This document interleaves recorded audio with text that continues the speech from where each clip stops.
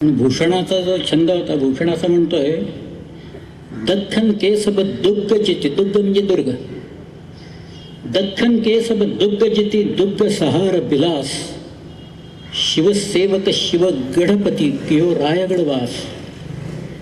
रायगडला त्याने आपलं निवासस्थान केलं. ज्या परस आहे तनय शिवराज सुरेश के ऐसे सभासुभ साजे, यो कभी भूषण चंपत है लकी संपत्ति को अलकापति लाजे.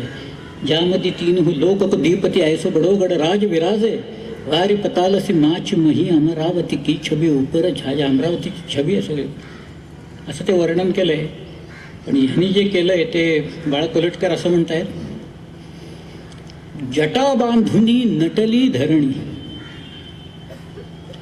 जटा बांधुनी नटली धरणी, विशाल पलाश वृक्षांच्या, लता तरुंना बिलगुनी डुलती, नाच चालतो छायेचा.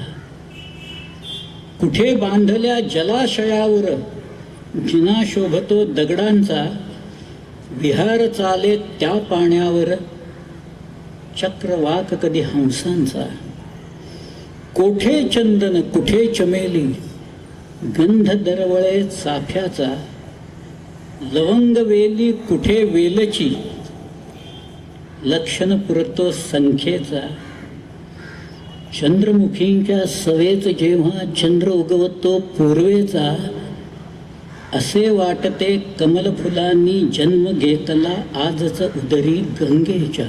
वरती गंगा, आकाशगंगा, खाली सागर, तो गंगासागर.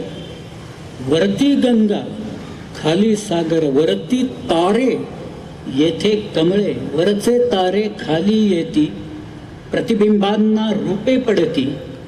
म्हणून म्हणतो भूषण हे की, आकाशाच्या गंगेहूनही गंगासागर भाग्याचा. सचिन म्हटलं.